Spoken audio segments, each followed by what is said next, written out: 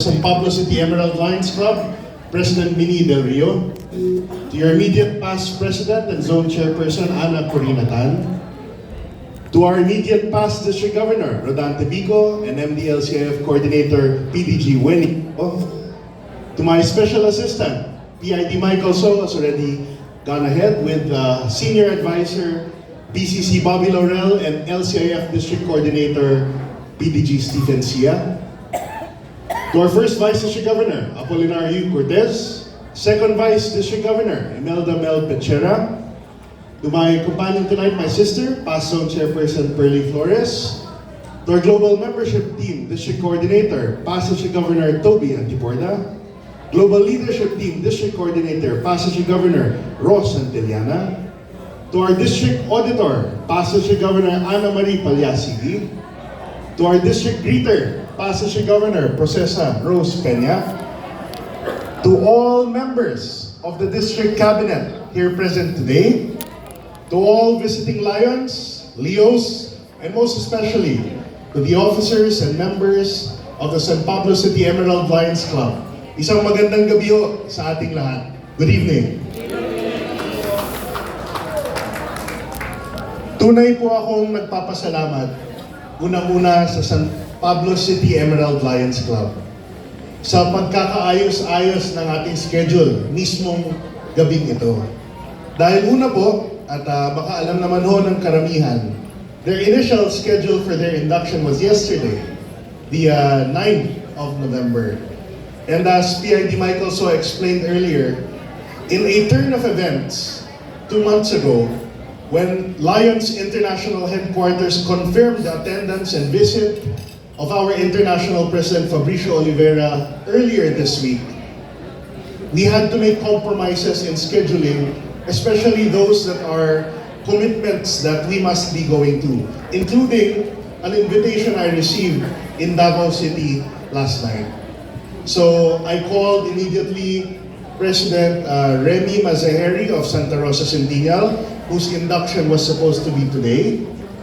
They graciously moved it to tomorrow, and I then called President Minnie Del Rio, trying to schedule and look for a date, and also kindly accepted and moved their schedule also to today.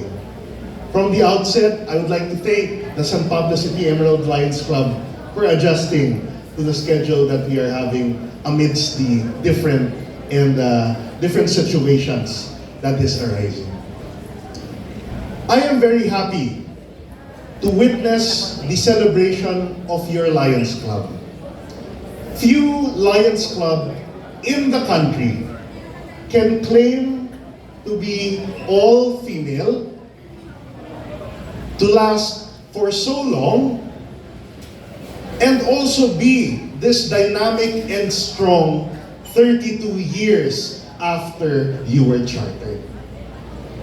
I was so inspired by the speeches of your president, immediate past president, and even your performance number earlier, to have decided on the spot that I promised to work with our global membership team, family and women coordinator, Marisol Clavesillas, and our female past district governors, that coming March 2025, I will initiate a district-level celebration of International Women's Day. And during that celebration to come, sana ho at hindi ako pahindihan ng mga miyembro ng San Pablo City Emerald Lions Club na bigyan tayo ng isang performance muli. Women in Lionism is truly something remarkable and something special to celebrate. Ever since women were allowed to become full-fledged members of our association in 1987, the integration of former Lioness members, which were auxiliaries then of Lions, into our organization only grew. In our district, we have so much of the Lioness program still present in many of our seasoned Lion leaders here in the San Pablo City Emerald Lions Club and around our district. We have the Batangas Crown Lions Club in Batangas. We have the Peña Francia Lions Club in Camarines Sur. And we even have another all-female club formed in the 90s, represented today by the Makati Golden Lions Club. So many of women leaders from the 80s, the 70s, and even before trace their beginnings of our association with Lions International. Women and millennials, individuals under 40 years old, are the biggest growing sector of membership in our association. When women began entering Lions International, the membership then was around 1.1 or 1.2 million members. And as we are today, membership every year would go up but also go down after a semester. But because and since the entry of women in Lionism, the achieved number of 1.4 million members that we say in orientations and in speeches is entirely and can be towards and attributed to the participation of women in our association. Bigyan naman po natin ng masigabong palakpakan ang ating mga kababaihan in Lionism. Women have their own women-only organizations, and there are also for women or women advocate associations in our communities and around the world. But it is my humble opinion that through Lions International, women find a common platform, a united and unified bond from which they can be of service to someone else. This is the initiatory call of our founder Melvin Jones 107 years ago, when he gathered his fellow businessmen in their association in Chicago, Illinois, USA. He thought to himself, why, with all the blessings of Almighty God, with our great families, with our business industry and profession, do we not do something for the underprivileged and less fortunate? The vision of Melvin Jones resonates with us today. And as the San Pablo City Emerald Lions Club is showing, it is alive and strong. I am very happy to have welcomed, how many members did we induct today? 13. And this represents, I would imagine, a sizable increase in the membership of the Emerald Lions Club. 13 new members from different backgrounds, beliefs, cultures, and professions, now under the banner of Lionism. Your membership is made up of business people, of public servants, captains of industry, and leaders in their own right, even members of the bench and bar. I congratulate the San Pablo City Emerald Lions Club for not only bringing in a healthy mix of young lions, but lions who I am sure can continue to carry the name of your club proudly into the future. I would like to ask our new members inducted tonight to please rise. New members, please. To the 13 new members inducted tonight, I want to tell you one thing. Everyone in this hall were once in your shoes. We all took our oaths of membership, not really knowing the importance of the promise that we were getting ourselves into, nor comprehending the depth of how great an association Lions International is. But one thing is for sure, you have certainly made the best decisions of your lives joining the San Pablo City Emerald Lions Club.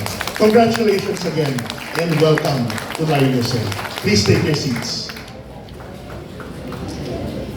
Earlier, we recognized the charter members of your club still with the San Pablo City Emerald Lions Club today. And I would like to ask your member present here today to please rise, Lion Susan Alcazar. And of course, along with Lion Pasita Uy and Lion Rosalie Tu,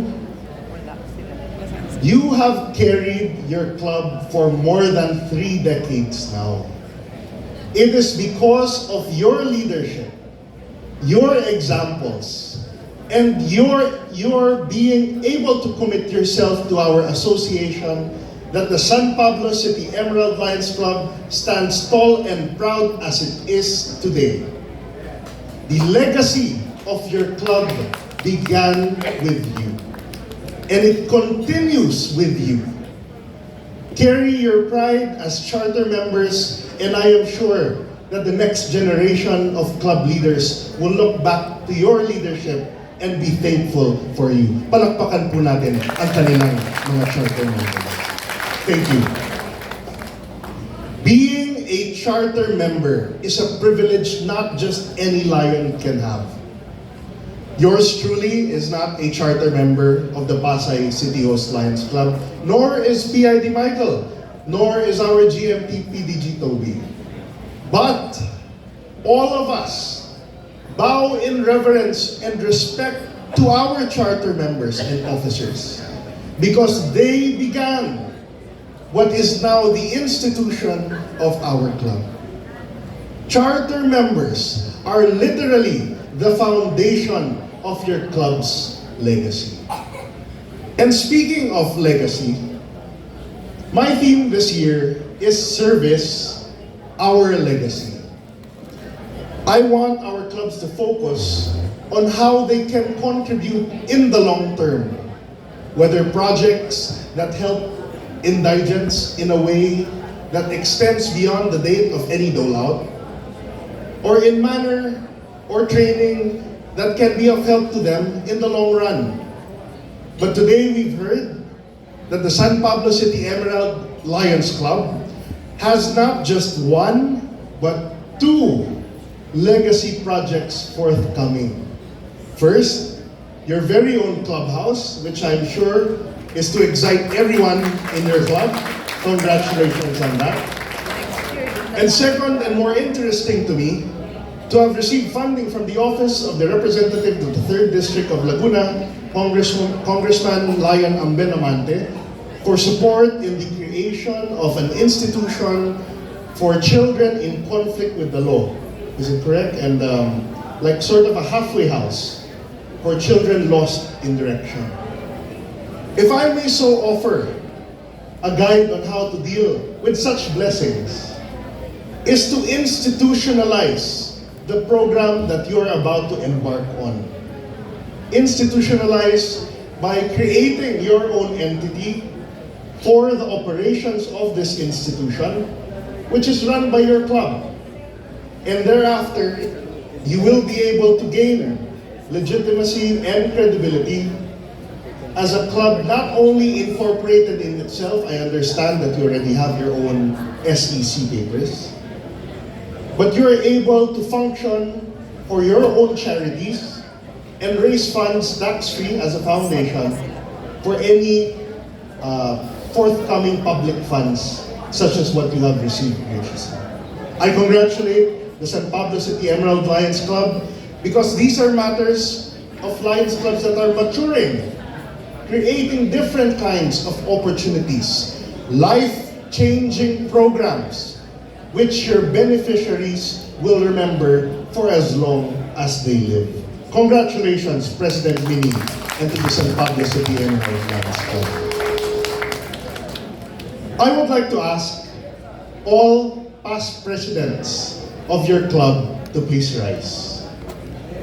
All past presidents of the Emerald Lions Club.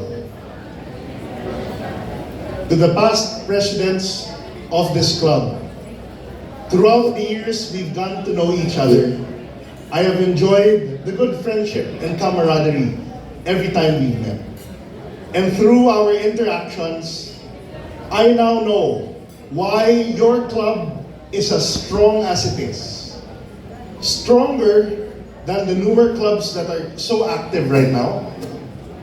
And even more stronger than many of our older Lions clubs.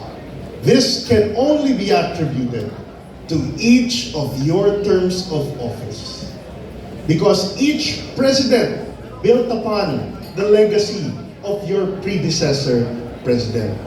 My congratulations to the presidents of the San Pablo City Emerald Lions Club. Thank you. And lastly, of course, I'd like to call the woman of the hour, President Minnie Del Rio. President Minnie, tonight you have cemented your status as leader of your club. You have the authority, the responsibility, and the obligation to lead your board of directors and general membership in the direction you so deem it must go in. Carry your authority with pride. Lead your members to greater heights, but lead not above them as president. Lead alongside them. Serve with them. Hand in hand, serve your underprivileged and less fortunate. Do what is right. Do your best. And God will take care of the rest. Congratulations, President Minnie Del Rio. Thank you. To all our fellow Lions in this hall, nais ko rin po munang magpaabot ng aking pasasalamat. On behalf of our Council Chairperson, Gil Mostoles, and the State Council of Governors, for your active participation in the recently concluded visit of our International President, Fabricio Oliveira, and his lady, Amariles Martins. Earlier today, Council Chairperson Mostoles received a message from International President Fabricio, and I think he's in Rome, Italy already right now. He wants us to send the regards of the first couple to the Lions of the Philippines for the warm hospitality extended to him and his wife and the great activities that he has witnessed. And Lions of District 301A2 should be even more proud because we took the lead in this successful visit. I am glad to report to you the following. First, our International President lauded the efforts of Lions of our district in implementing Sight for Kids. Sight for Kids is the largest partnership of the Lions Club's International Foundation with Johnson & Johnson Vision Care. Our International President, accompanied by SFK Philippines Grant Administrator Same Yukiko, Project Manager Carmelita Ita Tangadue, and Pasay City Host Lions Club President Tess Chua, led the distribution of prescription spectacles to children in the Jose Rizal Elementary School last Thursday, personally witnessed by our International President. It is because our district, and specifically the San Pablo City Emerald Lions Club, are among the biggest implementers of Sight for Kids in the Philippines. Congratulations to us all. Second, and I think more exciting, I invite all Lions and Leo clubs in our district to take time and spare your leisure when you're in Manila to visit our own district headquarters at the Pasay City Lions Clubhouse in Lions Road, Pasay City. Why? It is because no less than our International President Fabricio and his lady Amariles inaugurated officially the building also last Thursday. And this was through the efforts of our GAD Chairperson, PDG Benny Anticorda, and Building Administrator, Past Region Chairperson, Alan Ho. Upon entering the building, you will see on the right-hand side the commemorative plaque unveiled by our President himself. And maybe alongside that, baka ho makakita kayo ng mga naliligaw kong standee at pati na rin ng mga portrait ng iba sa ating mga PDG, may autograph na ho ng ating international president. Our district truly leads multiple District 3s in one Philippines. And this is a continuing thing because next week, we are again on the go. This coming November 14 to 17 in Pattaya, Thailand, we will be having the 61st Orient and Southeast Asia Alliance or OSEAL Forum for Constitutional Area 5. Our district, yet again, is the leader in terms of registration to the forum, participation in the International President's Banquet. I think we are now about to reach 4 tables there. And thank you to our second Vice Governor Mel Pechera and to the Lions Club of Tanawan City. We have 2 flights to the golf tournament also in the 61st OSEAL Forum. Palakpakan po natin ang ating mga kasamahan sa ating district. For those who are unable to join us this year, I encourage you to begin planning for even next year's forum. The earlier that we are able to prepare, the more of us will be able to go. And I am sure the Lions of San Pablo City in particular would want to accompany our first Vice Governor Paul because the 62nd OSEAL Forum will be held on October 23 to 26, 2025 in Sapporo, Hokkaido, Japan. Indeed, there are many things to be excited for in Lionism. And I just want to reassure everyone that if my term of office will only have one kind of legacy, ayun ay aking mithiin na after my term, masasabi ng ating mga miyembro na tunay ko nga ikinararangal at ipinagmamalaki na ako ay miyembro ng Lions International. The more that we see each other, whether in grand celebrations such as these, in fellowship, or in the service that our members dedicated and so committed do monthly, daily, weekly, or more often, I believe doon ho natin ipinamamalas ang lakas ng ating pagkakaisa, ng ating pagmamahalan, at ng ating ipinagpupunyaging pagiging bahagi ng Lions International. In closing, allow me to share what I am sure most of you already know by now, which is my favorite quote from the book of speeches of our founder, Melvin Jones. It's called I Am Lionism, and it goes something like this. I am Lionism, though known by the name which I now bear but a few brief years. I have lived in the hearts of men since the dawn of history, and will continue to live therein so long as men love justice and the service of their fellow men. I live only for others. I found life by losing it in service. I will lose it only when I live to myself alone. This is my creed. This is the reason for my existence. I live that I may serve. I am Lionism.